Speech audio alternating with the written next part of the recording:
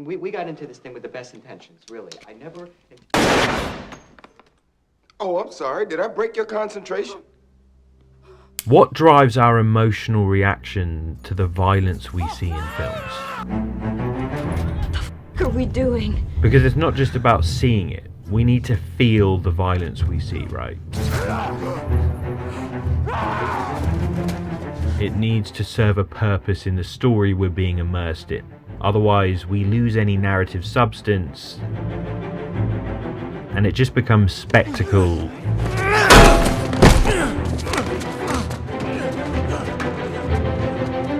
For spectacle's sake. Which isn't always a bad thing, it's just a branch of cinema where the filmmakers are going for a cinematic experience that is more visual and action driven.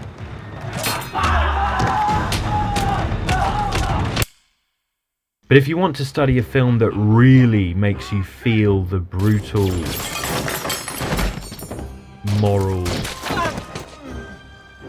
and destructive weight of the very brief moments of violence within its story, then look no further than Denis Villeneuve's Sicario.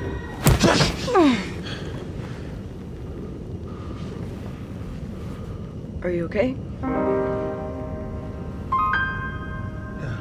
And it has a lot to do with how Sicario's violence was pieced together by Denis Villeneuve, who visualized it, Roger Deakins, who shot it, and Joe Walker, who edited it. And the editing is what I want to talk about today, because in this case, our emotional reactions to the violence we see in Sicario are largely due to how Joe Walker presents it to us. And that's because of a thing called continuity of emotion. If you ask any great editor, emotion is often considered to be the most important factor when making cuts. Because emotion is how you get an audience of inherently emotional creatures, aka us humans, to invest in stories. So maintaining continuity of emotion when cutting is generally considered to be the mark of a really good editor. And one of the things that's so good about Joe Walker's editing, not just in Sicario, but across his entire outstanding body of work, is how well he manages to maintain emotional continuity in his storytelling, even when things get incredibly violent.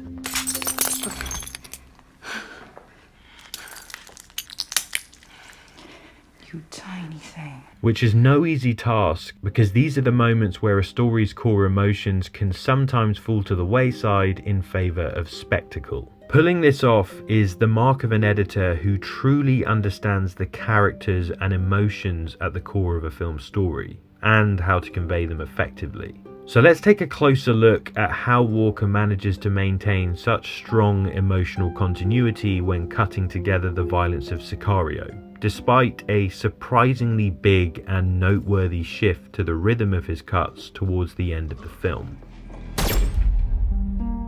Sicario's story can be split quite cleanly into two parts. The first part, in which we, the audience, inhabit Kate Mace's perspective, and the second part in which we take on Alejandro Gillick's perspective.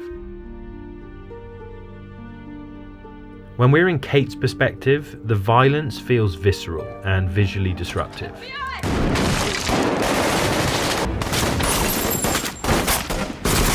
Right now. And that's quite simply because it needs to reflect her state of being uninitiated, I just want to know what I'm getting into. unsettled, Jesus Christ. and completely discombobulated. And we need to feel that as the audience. When there are gunshots, the cuts are rapid and disorientating, often splicing together multiple camera angles in extremely quick succession. To make it a bit more obvious, let's take a closer look at how Walker cuts together the gunshots during the border crossing sequence. It's worth noting that this sequence, like most of Sicario, was storyboarded, so Deakins and Villeneuve knew precisely what they were shooting and they didn't really go beyond what they needed. Now, even though a sequence may be storyboarded, it isn't a cheat sheet that tells an editor exactly when to make a cut, but it probably would have meant that Walker had quite a clear idea of what this sequence should look like when he constructed it in the edit. And that's only a good thing, because it will have given him a lot more clarity in knowing when to dial up the tension by stretching out the key moments of build-up,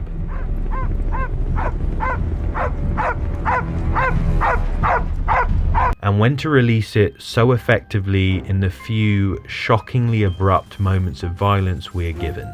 For instance, when the shooting starts with the red Impala, there are 6 camera setups that make room for Walker's 8 rapid cuts. What the fuck are we doing? For the green Civic, there are also 6 camera setups, this time between 7 cuts.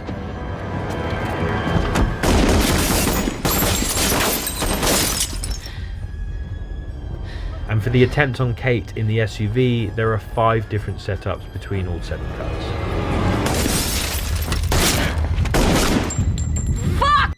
That's a lot of coverage for each of these moments, which by themselves are actually very short injections of violence in the grander scheme of the entire 4.5-minute sequence, collectively taking up only 14 seconds of screen time.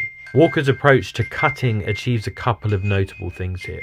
A, it keeps the violence grounded as part of the story, and B, it makes the whole sequence really unsettling.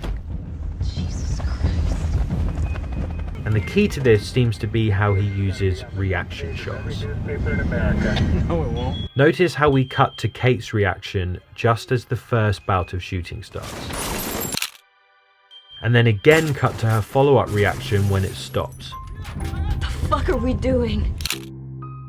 If we were to remove these shots of Kate, a couple of key things would happen.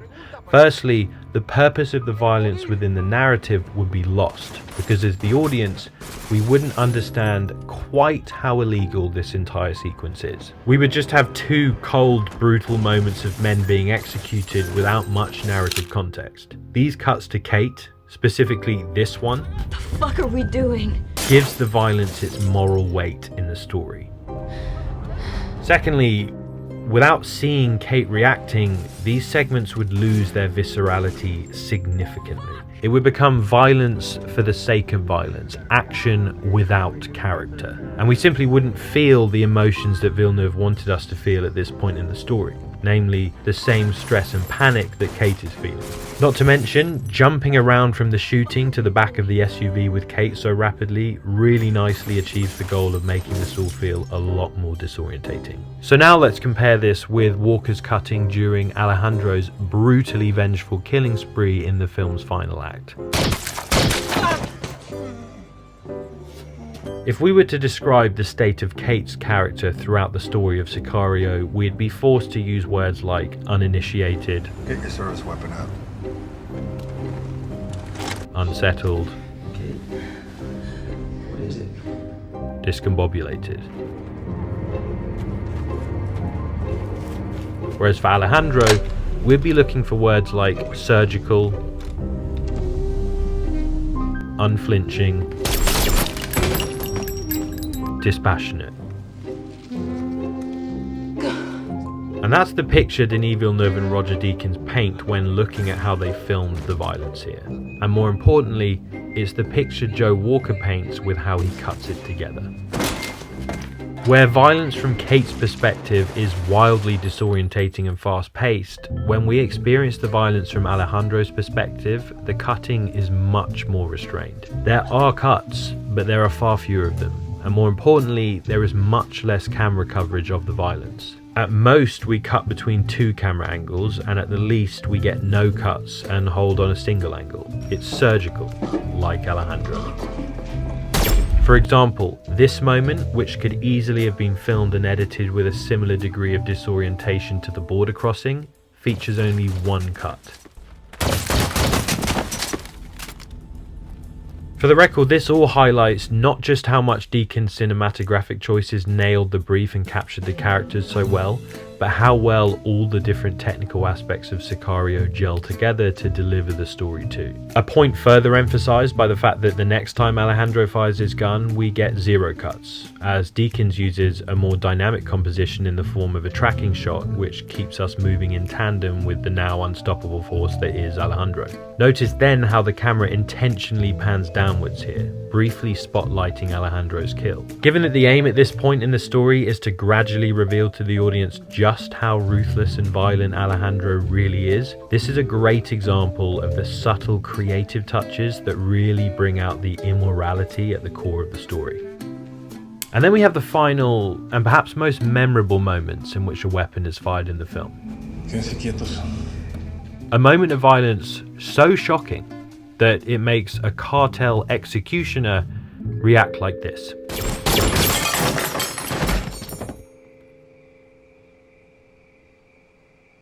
And similar to Kate's reactions in the back of the SUV, What the fuck are we doing? this is the cut that matters. The one that tells the story and helps us understand Alejandro's true character and how his hatred has transformed him. Don't forget about my daughter. Taking into account his fixed eye line, Fausto's reaction to his family being ruthlessly slaughtered is also the only thing Alejandro cares about. It's what he came for, and so that's all Walker shows us. So he can get the person that cut off his wife's head and threw his daughter into a vat of acid. Which makes this yet another example of a cut that advances both the story and the emotions driving it.